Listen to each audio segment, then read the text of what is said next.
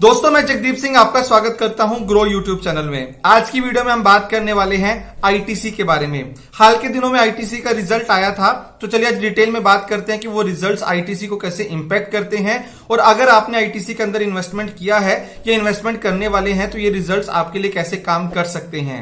चलिए कम टाइम लेते हुए जल्दी से स्टार्ट करते हैं आज की वीडियो और सबसे पहले बात करते हैं आईटीसी के बारे में। आईटीसी को 1910 के अंदर इनकॉर्पोरेट किया गया था और आज के दिन में भी ये कंपनी पूरे इंडिया के अंदर सिगरेट्स की सबसे बड़ी मैन्युफैक्चरिंग और सेलिंग कंपनी है। ओवरऑल अगर हम आईटीसी के बिजनेस की बात करें तो इसके बिजनेस 5 सेगमेंट्स के अंदर फैले हुए हैं। जैसे कि हमारी स्क्रीन में देख सकते हैं वो 5 सेगमेंट्स हैं। एफएमसीजी सिगरेट्स, एफएमसीजी अदर्स जिसके अंदर काफी सारे ब्रांड्स आते हैं जिसके बारे में आपने सुना होगा जैसे कि आशीर्वाद etcetera, hotels, paper boards, paper and packaging and agri business. तो दोस्तों ये सारे बिजनेस हैं जिसके अंदर आईटीसी ऑपरेट करती है अपने बिजनेसेस को। अब जब भी आईटीसी की बात आती है तो बोला जाता है कि आईटीसी का बहुत ज्यादा फोकस एफएमसीजी सेक्टर के ऊपर है ताकि वहां पे अपने मार्केट शेयर को एक्वायर कर सके। लेकिन अगर मैं फाइनेंशियल ईयर 20 की बात भी करूं तो इनका जो मेजर रेवेन्यू है almost 45% of their revenue is coming from cigarette business, यानी कि आज के दिन में भी इस कंपनी का बहुत बड़ा डिपेंडेंसी है इसके सिगरेट बिजनेस के ऊपर। रेवेन्यू के अंदर आईटीसी का मानते हैं कि 45% का मार्केट शेयर है, लेकिन अगर मैं profit before interest and tax की बात करूं यानी कि पीबीआईटी की, तो वहां पे इसका शेयर 84% के आसपास का है। यानी कि इनके पूरे प्रॉफिट के अंदर सिगरेट्स एक बहुत ज्यादा इंपॉर्टेंट बिजनेस सेगमेंट बन जाता है पूरी कंपनी के लिए। एफएमसीजी अदर्स की अगर हम बात करें जहां पे कंपनी का बहुत ज्यादा फोकस है और जहां पे कंपनी अपने मार्केट शेयर को और ज्यादा बढ़ाना चाहती है, यहां पे कंपनी के 25 मेजर ब्रांड्स हैं जिसको कंपनी ऑन करती है। चलिए मैं जल्दी से आपको आइडिया देता हूं आईटीसी के ब्रांड्स के बारे में, आपको सुन के पता लगेगा अगर आपको नहीं पता है कि वो आईटीसी के ही ब्रांड्स हैं। तो दोस्तों जैसे कि आप मेरी स्क्रीन पे देख सकते हैं, अगर मैं पैकेज्ड फूड्स की बात करता हूं, यहां पे आशीर्वाद, Sunfeast, Bingo, EP, Candyman and Minto ये सारे ब्रांड्स हैं जिसको आईटीसी ऑन करती है। वहीं पे पर्सनल केयर जहां पे कोविड आने के बाद काफी ज्यादा एक हलचल देखी गई थी, यहां पे सेवलॉन एक आईटीसी का ब्रांड है, फियामा, विविल और सुपीरिया भी आईटीसी के ब्रांड्स हैं।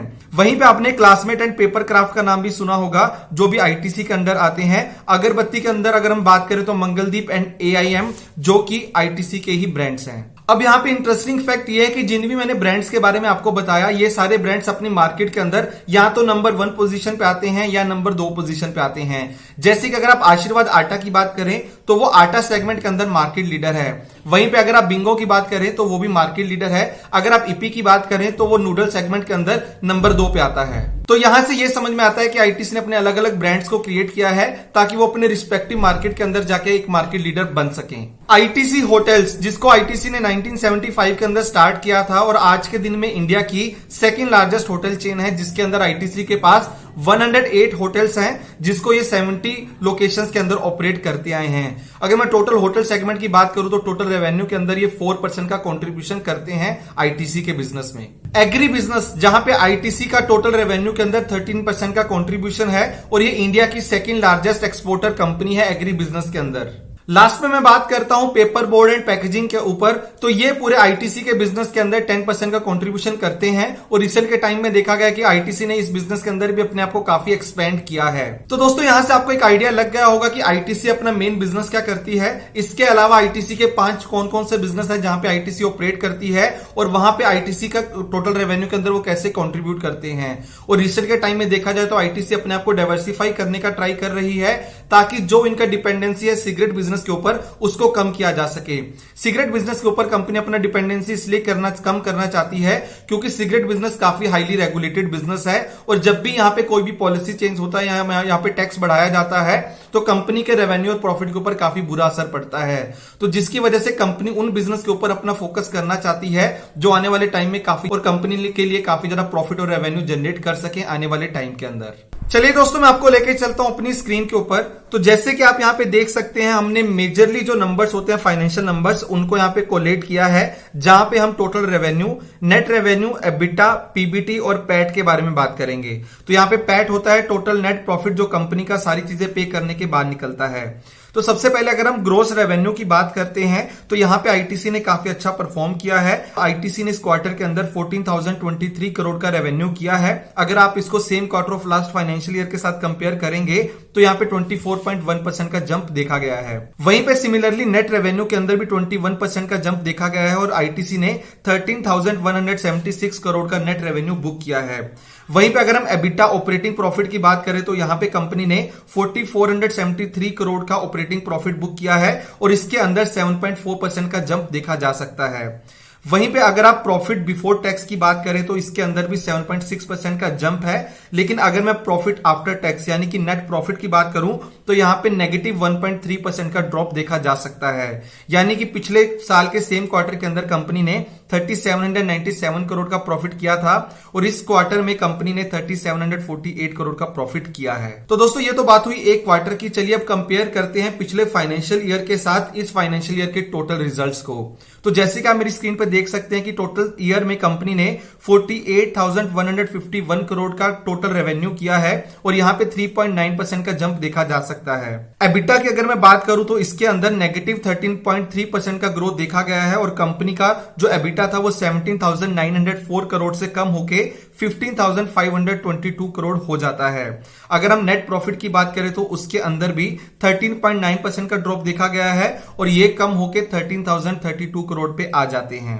अब दोस्तों इसके पीछे काफी सारे रीजन हो सकते हैं कि कंपनी के प्रॉफिटेबिलिटी और ये जो एबिटा है वो नीचे क्यों गया, क्योंकि कंपनी के काफी सारे ऐसे बिजनेस है जिसके ऊपर कोविड का काफी ज्यादा बुरा असर पड़ा है और अभी तक कोविड से हम पूरे तरीके से बाहर नहीं निकले हैं, तो जिसका असर ये कंपनी के बिजनेसेस के ऊपर देखा जा सकता है।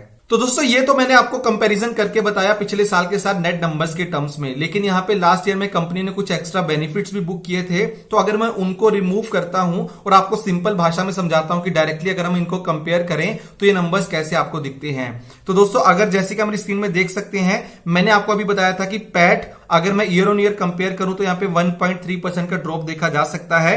लेकिन अगर मैं पिछले साल के जो भी एक्सेप्शनल आइटम्स थे या वन ऑफ बेनिफिट्स थे अगर मैं उनको निकाल देता हूं तो इसके अंदर भी 8.4% का ग्रोथ देखा जा सकता है अगर मैं इसको कंपेरेबल बेसिस पे कंपेयर करूं तो।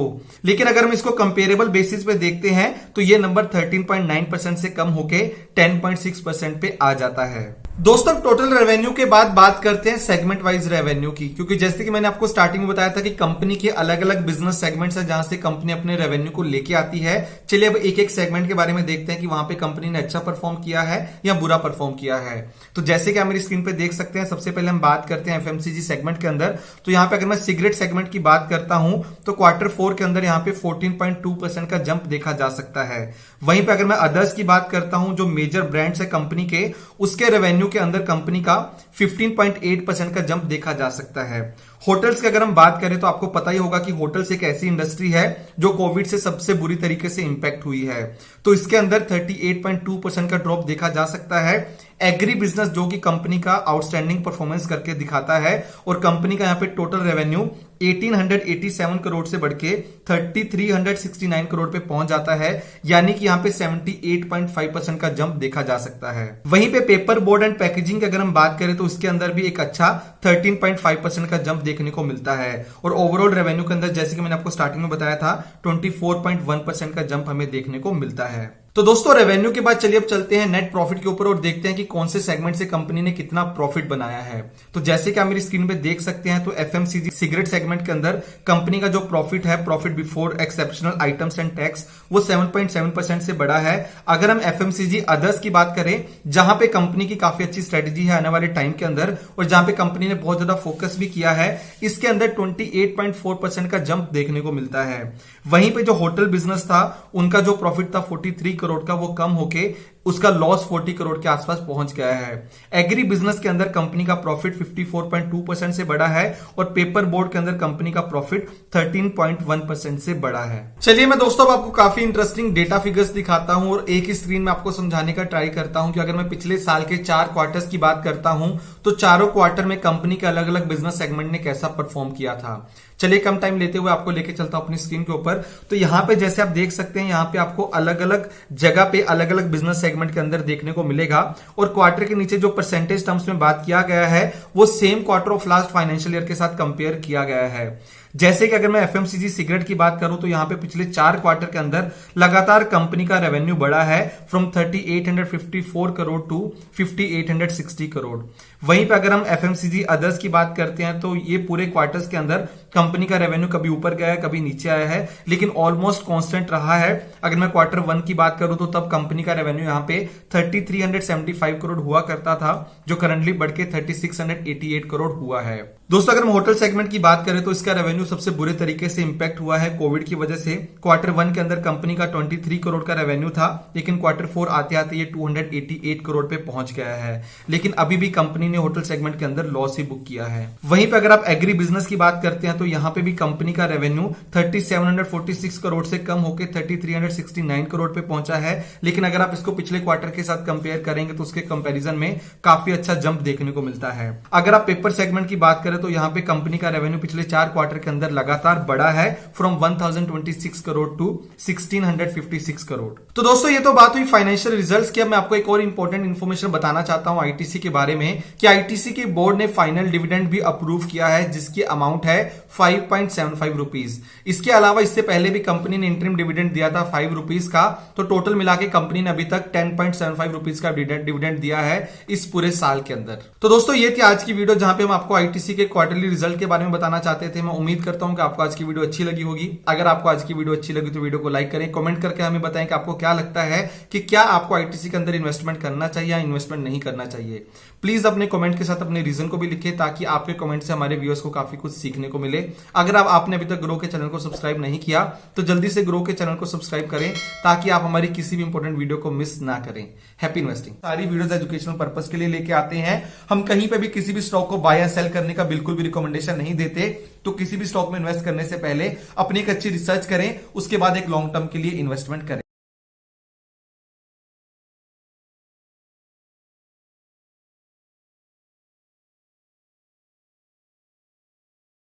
Investment in securities market are subject to market risks. Read all the related documents carefully before investing. Please read the risk disclosure documents carefully before investing in equity shares, derivatives, mutual fund, and or other instruments traded on the stock exchanges.